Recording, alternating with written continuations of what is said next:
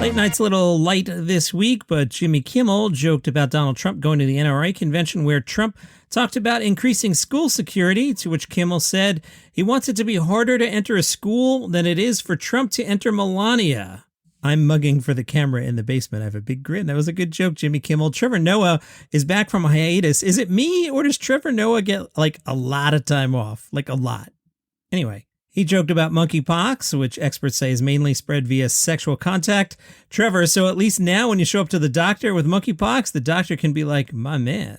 Bill Burr told Jimmy Kimmel that the NBA is low-key rigged, a notion that I don't disagree with. Burr said, I also think the NBA is also low-key rigged. Why does that surprise any NBA fan? I don't know how many times you can watch a game. A team goes up by 20, then all of a sudden, ticky-tack foul, all of a sudden they're in the penalty.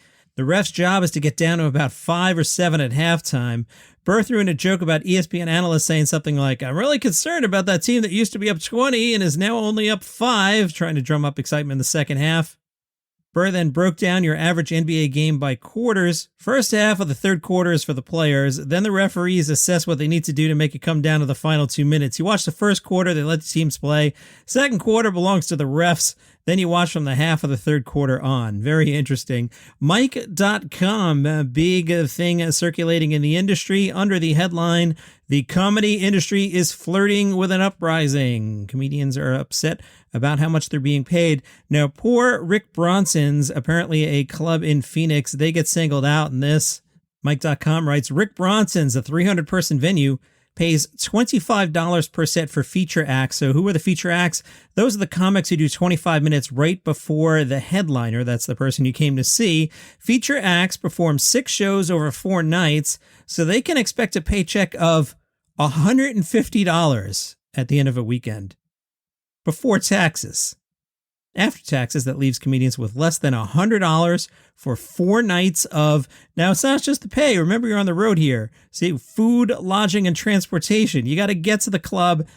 I guess you got to eat at some point, and you got to stay somewhere. At road clubs, meaning clubs located not in New York City or LA, so are Chicago clubs considered road clubs, or what about Austin now? The pay for feature acts is typically $100 a set max, a fee that has remained stagnant for 4 decades, according to several comedians who spoke with Mike. Maria Bamford said, from what I could tell, feature acts get the same that I did 25 years ago, which could be anywhere from 0 to, at the most, in a club, $100 a show. Wow. Maria said, I did some featuring, but not much for the first 10 years of stand-up. It made more sense emotionally. I didn't do well at the clubs. And financially, I could earn more tipping. Jackie Cation said through the 90s, clubs would include a hotel with the feature spot. Now it's not so common, which forces feature acts to have to pony up for lodging too. Jackie says, it's criminal. It affects the safety of the acts and the quality of the show. How are you supposed to do your best if you're sleeping in your car or on a couch in a living room for a weekend? Jackie's suggestion is if a place like 300-seat Rick Bronson's increases the price just 69 cents per ticket. I don't know why she went with 69 cents per ticket instead of $1, other than 69 is a funny number. Hilarious. Ha ha. Her math.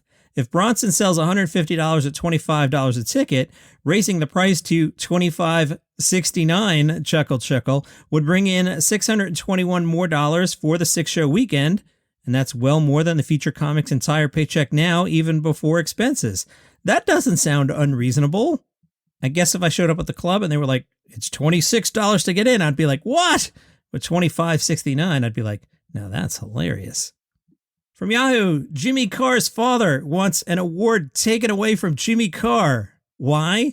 In 2021, Jimmy Carr Jr., I guess, released a book titled Before and Laughter, in which he joked about his parents. He wrote, I'm the son of 2 immigrants from Limerick who moved to Slough.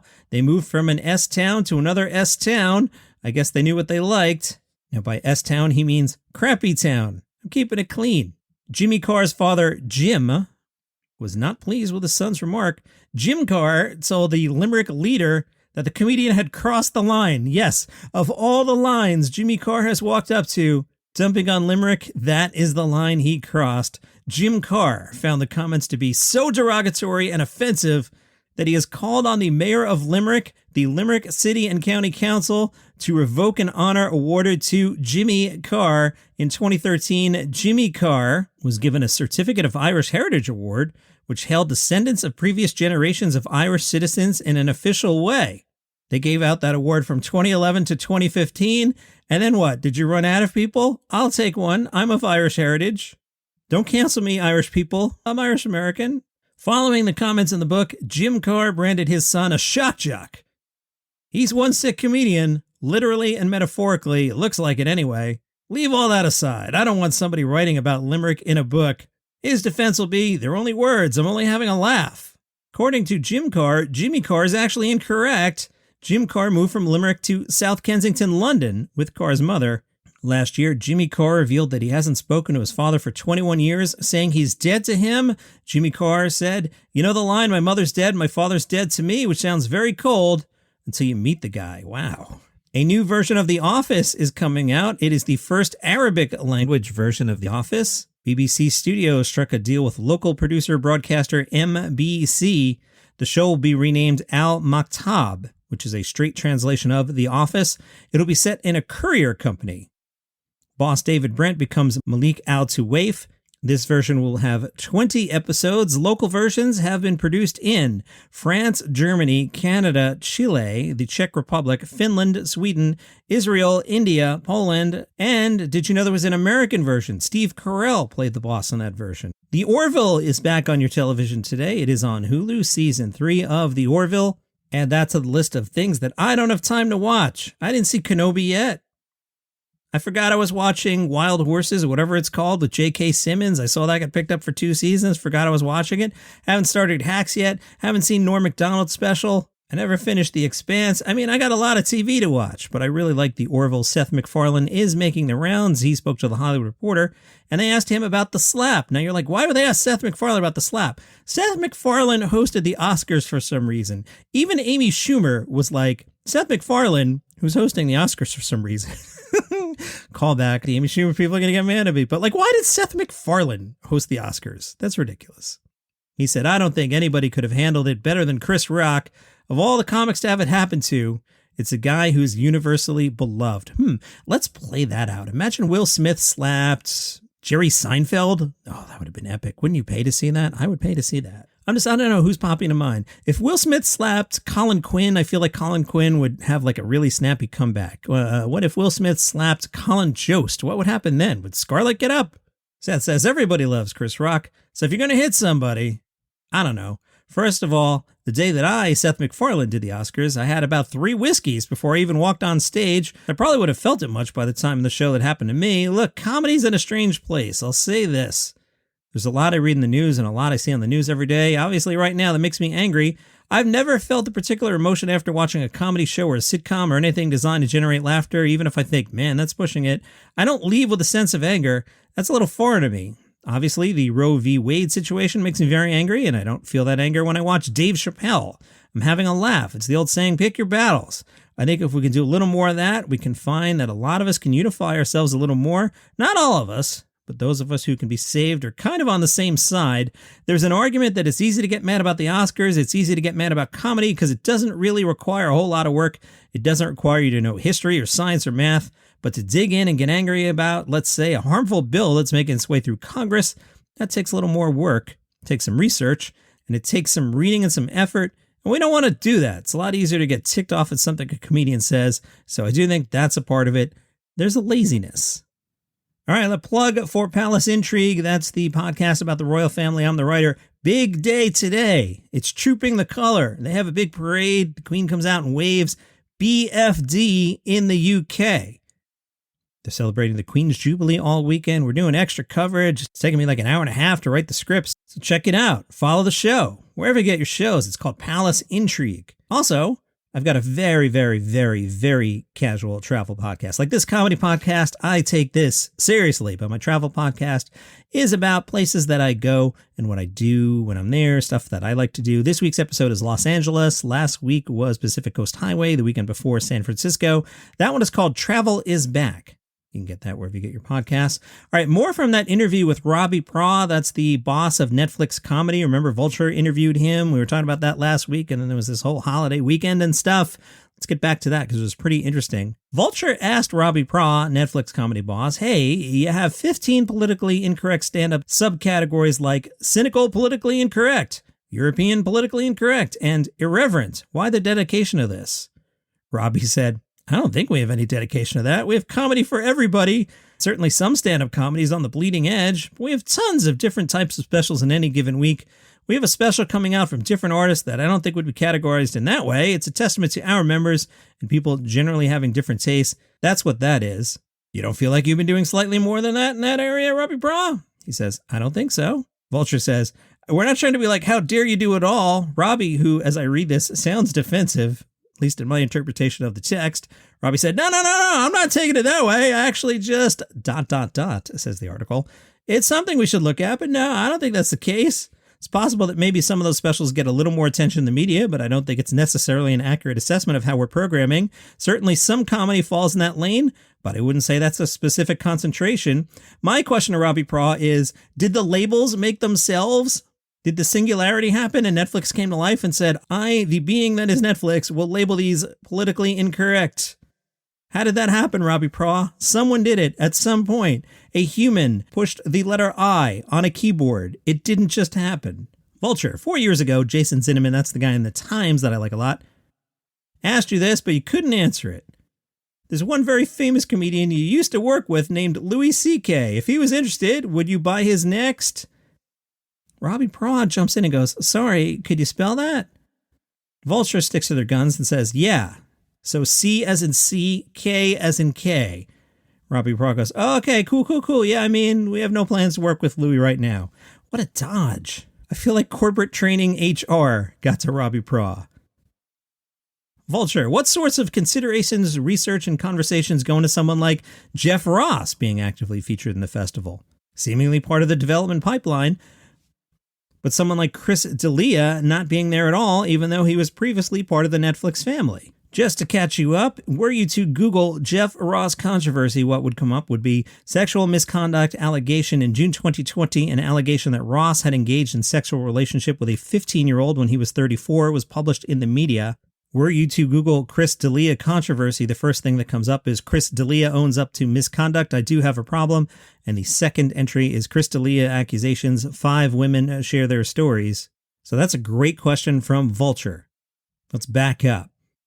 What sorts of considerations, research, and conversations go into someone like Jeff Ross being actively featured in the festival, but someone like Chris D'Elia not being there at all? Robbie, it's obviously a tough question. Every situation is different, and we do an appropriate amount of due diligence on making some decisions. We try not to be reactive. I mean, generally, first things first, we're for creative expression. We have a lot of people who have discussions on every special that we do and every person that we work with, and I think we make the best informed decisions. That happens across the board on every single selection on the slate. Obviously, I'm responsible, but we discuss things as a group. That's what we put out in the world speaks for the decisions we end up making. Okay. Vulture, how do you measure the success of a special beyond numbers? Robbie, I mean everything from the amount of folks who watch it, to the amount of folks who rewatched it, to the amount of conversation there was about it, to the fact that it then went on music streaming services and was in the top 10, to the Grammys, the Emmys. You love when people love something. It's hard to define, and that's something that was unquestionable about Bo Burnham's Inside. People loved it. It's one of my favorite things that we ever put out. Interesting article there. Daniel Feinberg, my favorite TV critic and the Hollywood Reporter, watched Shoresy. That is the spin-off of Letterkenny. Add Letterkenny to the list of things that I got to remember that I'm watching that I never actually finish. Feinberg says, Shoresy's far better than I expected. Sure, it's coarse and repetitive, but that's absolutely what the characters fans will crave, and as the 6-episode season progresses, it finds unexpected ways to turn Shoresy into somebody worthy of sustained attention. It isn't quite Brockmire, but in its very best moments, you can see how the blueprints for the two comedies might have been similar. For those who don't know the hero from Letterkenny, Shoresy is a notoriously dirty player. He likes to have sex with rival players' mothers, or at least insinuate that he has, and he cries during O Canada. Amazon has handed out a formal 2-season order for the animated sci-fi comedy from executive producers Maya Rudolph and Natasha Lyonne. It is called The Hospital. The series follows Sleech and Clack, aliens, best friends, and intergalactically renowned surgeons as they tackle anxiety-eating parasites, illegal time loops, and deep space STIs, risking their careers to take on a remarkable case. They put existence itself in jeopardy. Although considering their dismal personal lives, oblivion might be an improvement. That's copywriting if I've ever seen it. And from Variety, Leslie Jones will lead the voice cast of another adult animated comedy series. Boy, we've got a lot of those, including Bob's Burgers. Have you ever seen it? No. Have you ever met anyone? No. Did you see the movie? No, it's a hoax. Leslie Jones will produce Untitled series and will play the character Plastic. According to an individual with knowledge of the project, the show is not connected to Plastic Man of DC Comics or Plastic Woman from DC Comics, but her character is called Plastic. Plot details for the show are being kept under wraps. No writer is attached, doesn't have a network home yet, and the show doesn't have a name, but it's totally coming. This sounds like a bigger hoax than Bob's Burgers. I heard from Caroline, who sent me a nice note. She enjoyed the Guy Brainham story from the other day. Thank you, Caroline, for listening every day. Always happy to hear from everybody. So you can DM me on Instagram. The Instagram account is at Daily Comedy News. You can hit me up on Facebook. The Facebook group is Daily Comedy News Podcast Group. You can even email me. It's john@thesharkdeck.com, john@thesharkdeck.com, or tweet at me at DCNPod. Boy, I'd like to have at Daily Comedy News, but somebody has it and they tweeted once, and God help you if Twitter will respond to your request to, hey, can I have that? No, you can't. And that's your comedy news for today. Follow the show for free on Apple Podcasts, Spotify, wherever you get your shows. One of the ways you can support the show is become a premium subscriber on Apple Podcasts. $5 a month. You get the episodes early, usually the afternoon before the regular release, and those episodes are commercial free. See you tomorrow.